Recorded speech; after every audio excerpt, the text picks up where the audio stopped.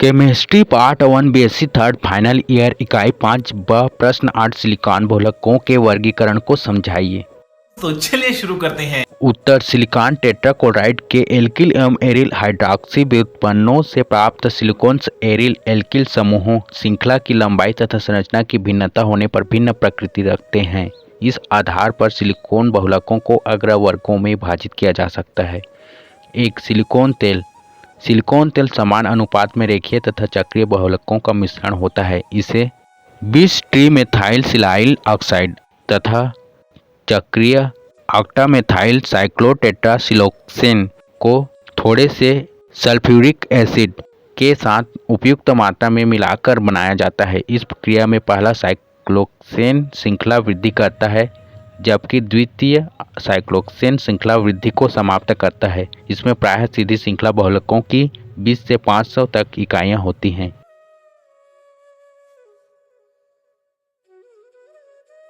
हमारे यहाँ ऐसा ही होता है।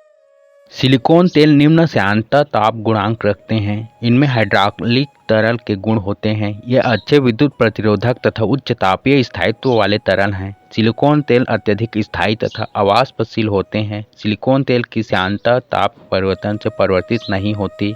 कम अणुभार वाले सिलिकॉन ही सिलिकॉन तेल में प्रयुक्त होते हैं।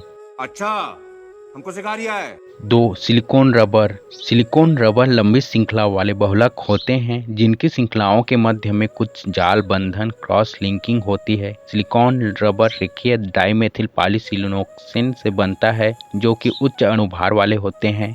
इसे प्राप्त करने के लिए बहुलीकरण क्रिया अम्ल उत्प्रेरित होती है, किंतु पोटेशियम हाइड्रॉक्साइड उत्प्रेरित बहुलीकरण की क्रिया से बनने वाले रबर में उच्च भौतिक गुण होते हैं। सिलिकॉन रबर में 6000 से 60 लाख सिलिकॉन इकाई होती है। बहुलीकरण में सिलिकॉन डाइऑक्साइड, जिंक ऑक्साइड तथा कभी कभी ग्रेफाइट का पूरा फिलर के रूप में प्रयोग करते हैं। वल्कनीकरण वल्केनाइजेशन बेंजोइल पेरोक्साइड से किया जाता है।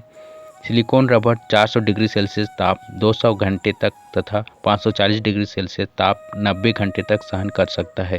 तो क्या नाचो मैं? 3. Silicone grease. सिलिकॉन तेल एवं अन्य पूरकों द्वारा अनेक प्रकार के सिलिकॉन ग्रीस बनाए जाते हैं। सिलिकॉन ग्रीस बनाने के लिए सिलिकॉन तेल की कार्बन ब्लैक या विशेष साबुन जैसे लिथियम स्टीरिएट या महीन सिलिकॉन डाइऑक्साइड के साथ मिश्रित करते हैं। सिलिकॉन ग्रीस वैसलीन जैसे पदार्थ होते हैं। ये 40 डिग्री सेल्सियस पर भी ठोस में परिवर्तित नहीं होते हैं तथा 200 डिग्री सेल्सियस ताप पर भी द्रवित नहीं होते हैं। नहीं।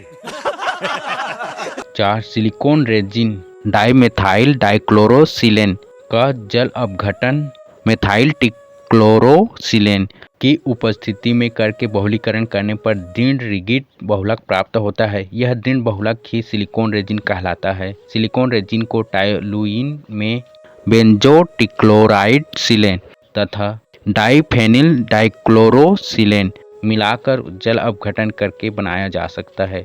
आंशिक बहुलीकरण के पश्चात इसे धोकर हाइड्रोक्लोराइड दूर कर दिया जाता है। अब इसे वांछित आकृति देकर चतुर्थक अमोनियम लवण के साथ गर्म करते हैं।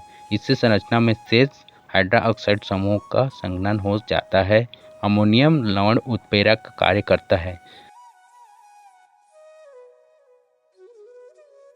सिलिकॉन रेजिन को गुणों के आधार पर लेपिन resin, coating resin, laminating resin, मुक्त रेजिन, जल प्रतिकर्षक रेजिन, सांचा रेजिन, मोल्डेड रेजिन तथा विद्युत रेजिन वर्गों में विभक्त किया जा सकता है। इतने तेजस्वी लोग हैं हमारे पास। 5. उच्च तापीय सिलिकॉन।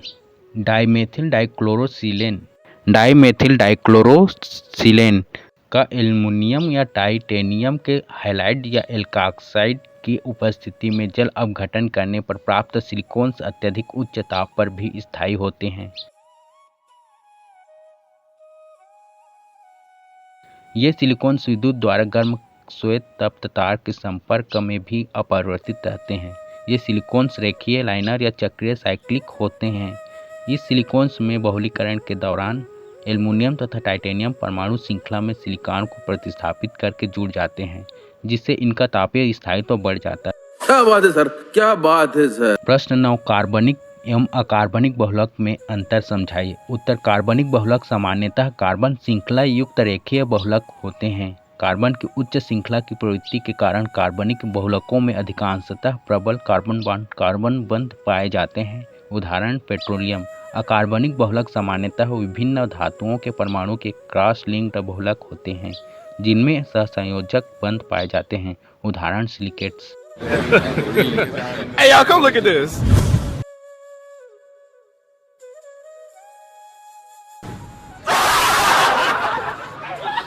प्रश्न 12, सिलिकेट्स क्या हैं? इनकी संरचना का सिद्धांत समझाइए। उत्तर, सिलिकेट्स धातु एवं सिलिका से बने यौगिक सिलिकेट्स कहलाते हैं। सिलिकेट्स का अर्थ ऐसे ठोसों से होता है जिनमें सिलिकॉन व ऑक्सीजन बंद होते हैं। प्राप्ति, ऑक्यूरेंस। भूपट्टी का 95% भाग सिलिकेट खनिजों से भरा पड़ा है। इनमें अन्य खनिज मुख्य रूप से एल्यूमिनो, सिलिकेट, मिट्टी तथा सिलिका हैं। ये सभी चट्टानों का हिस्सा होते हैं। चट्टानों तथा रेत ही टूटकर मिट्टी तैयार करते हैं। भवन निर्माण सामग्री सिलिकेट ही है, जैसे ग्रेनाइट, स्लेट, माइका, ईंट तथा सीमेंट। सिरेमिक तथा कांच भी वस्तुतः सिलिकेट ही हैं। पृथ्वी के ठंडा होते समय हल्के सिलिकेट रूपी पदार्थों का क्रिस्टलीकरण हुआ तथा ये तैरकर सतह पर आ गए। ये बड़ी अच्छी बात कही आप।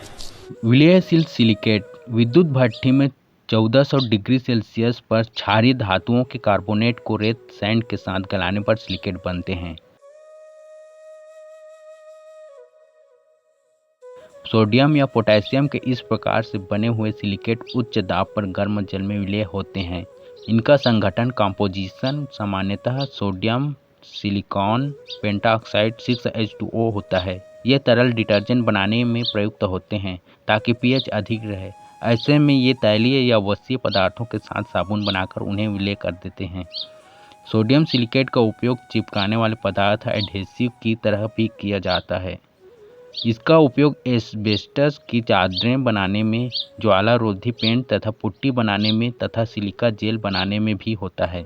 जोर जोर से बोल के लोगों को स्कीमें बता दे। सिलिकेट संरचना का सिद्धांत, थ्योरी ऑफ सिलिकेट स्ट्रक्चर। सभी सिलिकेट अत्यंत कठोर होते हैं, साथ ही अविलयशील होते हैं, इसलिए इनकी संरचना के बारे में तभी अध्ययन किया जा सका जब एक्स किरण विवर्तन एवं क्रिस्टलोग्राफी विकसित हुई। इस तकनीक से यह पाया गया कि एक सिलिकॉन तथा ऑक्सीजन में ऋण विद्युतता इलेक्ट्रोनेगेटिविटी का अंतर ऑक्सीजन 3.5 माइनस सिलिकॉन 1.8 इक्वल 1.7 होता है, जो यह प्रदर्शित करता है इनके बीच बनने वाले बंध की प्रकृति 50% आयनिक तथा 50% सहसंयोजी होती है।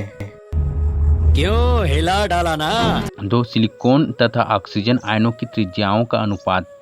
सिलिकॉन अनुपात ऑक्सीजन 0.29 होता है, जो यह दर्शाता है कि सिलिकॉन चतुःसंयोजीय होता है तथा समचतुष्फलक के 4 शीर्षों पर 4 ऑक्सीजन परमाणु होते हैं। सिलिकॉन में एक 3s तथा 3 3p ऑर्बिटलों के संकरण से sp3 ऑर्बिटल बनते हैं। अतः सिलिकेट में सिलिकॉन टेट्राऑक्साइड की चतुष्फलकीय इकाइयाँ होती हैं। 3, सिलिकॉन टेट्राऑक्साइड एक इकाई के रूप में स्वतंत्र भी रह सकता है अथवा बहुलक भी बना सकता है जिनमें 2 इकाइयाँ ऑक्सीजन परमाणु द्वारा जुड़ी हों। इसकी गारंटी मैं नहीं दे सकता। 4, ऑक्सीजन परमाणुओं की बंद पैकिंग क्लोज्ड पैक्ड में चतुष्फलकीय तथा अष्टफलकीय रिक्तियां होती हैं जो सिलिकेट के आकार पर निर्भर करती हैं। अधिकांश धातु आयन किसी एक प्रकार की रिक्ति में समा सकते हैं, किंतु एल्युमिनियम आयन दोनों में से किसी भी रिक्ति में समा जाता है। एल्युमिनियम की विशेषता होती है कि वह अन्य धातु आयनों को किसी रिक्ति से प्रतिस्थापित कर सकता है या जालक लैटिस में से सिलिकॉन को प्रतिस्थापित कर सकता है। 5, लिथियम जो सामान्य रूप से उप संयोजन संख्या को ऑर्डिनेशन नंबर 4 वाली साइट में भरता है, सिलिकेट में 6 उप संयोजन संख्या CN वाली साइट में भरता है। उसी प्रकार कैल्शियम तथा पोटेशियम की CN6 के स्थान पर 8 हो सकती है। यही नहीं, अभी और सुनिए। प्रश्न 17, अकार्बनिक बहुलक फास्फोजीन्स किसे कहते हैं? उत्तर, फास्फोजीन फास्फोरस तथा नाइट्रोजन के एकलक मोनोमर यौगिक Cl2p ट्रिपल बॉन्ड N को फास्पिजिन, फास्फोनाइट्रिक यौगिक या फास्फोनाइट्रिलिक क्लोराइड कहते हैं। यद्यपि ये यौगिक वास्तव में चक्रीय, साइक्लिक या रेखीय लाइनर बहुलक होते हैं, जिनका सामान्य सूत्र NaCl2 होता है। चूँकि ये यौगिक बेंजीन, बोराजीन आदि के समरूप होते हैं, अतः इन यौगिकों को फास्फाजिन्स के नाम से जाना जाने लगा। फास्फाजिन्स का बहुलीकरण किया जा सकता है। इस प्रकार नाइट्रोजन एवं फास्फोरस के श्रृंखलन से बहुलकों की श्रेणी प्राप्त होती है। ये सब क्या देखना पड़ रहा है? अच्छा है मैं अंधा हूँ। इसमें फास्फोरस से संलग्न क्लोरीन परमाणु नाभिक स्नेही आक्रमण तथा विस्थापन के लिए सुग्राही होते हैं। इस प्रकार शाखा श्रृंखला आर की प्रकृति में परिवर्तन से विभिन्न प्रकार के फास्फाजिन्स बहुलक जैसे इलास्टोमर्स, प्लास्टिक फिल्म, फाइबर आदि प्राप्त होते हैं। वह फास्फेजिन का वर्गीकरण नाइट्रोजन तथा फास्फोरस में परस्पर श्रृंखला बनाने की प्रवृत्ति बहुत कम पाई जाती है। नाइट्रोजन के लिए अधिकतम श्रृंखला लंबाई एजाइड नाइट्रोजन आयन में 3 परमाणु की होती है तथा फास्फोरस के कुछ यौगिकों जैसे P2H4 तथा dimethyl sulphur phosphorus bond dimethyl phosphorus sulphur में केवल 2 फास्फोरस परमाणु होते हैं। कुछ वलय यौगिकों में फास्फोरस या आर्सेनिक परमाणुओं की संख्या 4, 5 या 6 तक पाई जाती है। इसके विपरीत नाइट्रोजन तथा फास्फोरस एक दूसरे से बंधित होकर फास्फेजिन की बड़ी श्रृंखला बनाते हैं। फास्फेजिन यौगिकों में फास्फोरस परमाणु की ऑक्सीकरण अवस्था +5 तथा नाइट्रोजन की ऑक्सीकरण अवस्था +3 पाई जाती है। सभी फास्फेजिन यौगिक सामान्यतः असंतृप्त होते हैं। फास्फेजिन यौगिकों को निम्नानुसार वर्गीकृत किया जा सकता है। अरे मुझे चक्कर आने लग गया अब। 1 मोनोफास्फेजिन, 2 डाइफास्फेजिन, 3 पॉलीफास्फेजिन, 4 साइक्लोपॉलीफास्फेजिन। तू समझा? हाँ।